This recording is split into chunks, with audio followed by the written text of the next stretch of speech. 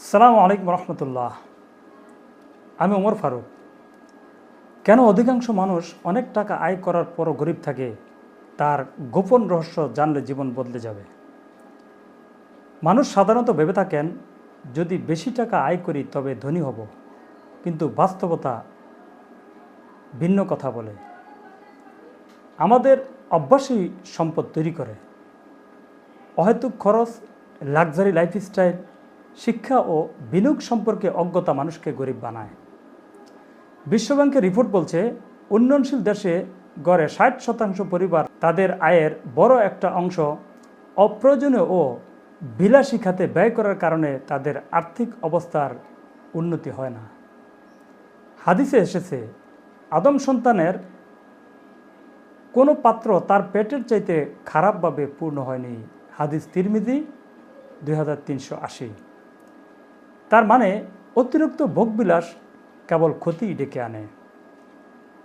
দেখুন, ইসলামের শিক্ষা হলো, সূরা ফুরকানের 67 নম্বর আয়াতে আল্লাহ তাআলা বলেন, মিতব্যয়িতা হলো আল্লাহ তাআলার প্রিয় বান্দাদের বৈশিষ্ট্য। ধনী গরিব সবাইকে জাকাত দিয়ে সমাজে সমতা আনা।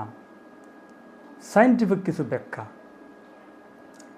স্ট্যানফোর্ড ইউনিভার্সিটির গবেষণা বলছে, যারা বিলাসী খরচ কমিয়ে শিক্ষা ও স্বাস্থ্যসেবায় বিনিয়োগ করে, তাদের পরবর্তী প্রজন্মের 80% উন্নতি সাধিত হয়েছে। হ্যাবিট সাইকোলজি প্রমাণ করেছে, অভ্যাসই দীর্ঘমেয়াদে অর্থনৈতিক অবস্থার মূল চালক। আপনি ছোট্ট পদক্ষেপ নিন। খরচ করার আগে নিজেকে প্রশ্ন করুন, বিলাসী জিনিস কেনার বদলে বই, শিক্ষা কোর্স, স্বাস্থ্য বা কোনো ব্যবসায় বিনিয়োগ করুন। কোন ব্যবসায় বিনিয়োগ করবেন জানতে আমাদের ভিডিওগুলি দেখতে থাকুন। দান, সাদাকা ও জাকাতকে অভ্যাসে পরিণত করা অপরিহার্য, কারণ দান সম্পদকে বৃদ্ধি করে আর সুদ সম্পর্কে হ্রাস করে।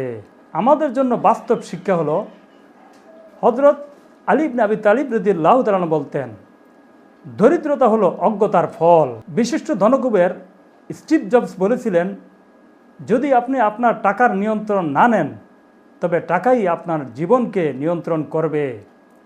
আর যদি টাকা আপনার জীবন নিয়ন্ত্রণ করে, তবে আপনি লাগামহীন ঘোড়ার মতো হয়ে যাবেন।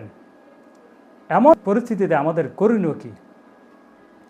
আজই আপনার খরচের 3টি অভ্যাস লিখুন। কোনটি দরকারি আর কোনটি অপচয়। অপ্রয়োজনীয় একটি মাত্র খরচ বাদ দিন। সেই টাকা দিয়ে নিজের উন্নতিতে বিনিয়োগ করুন। আমরা আছি আপনার পাশে লাইফ ট্রান্সফর্মিংয়ের মিশন নিয়ে। আজ এ পর্যন্তই। আসসালামু আলাইকুম।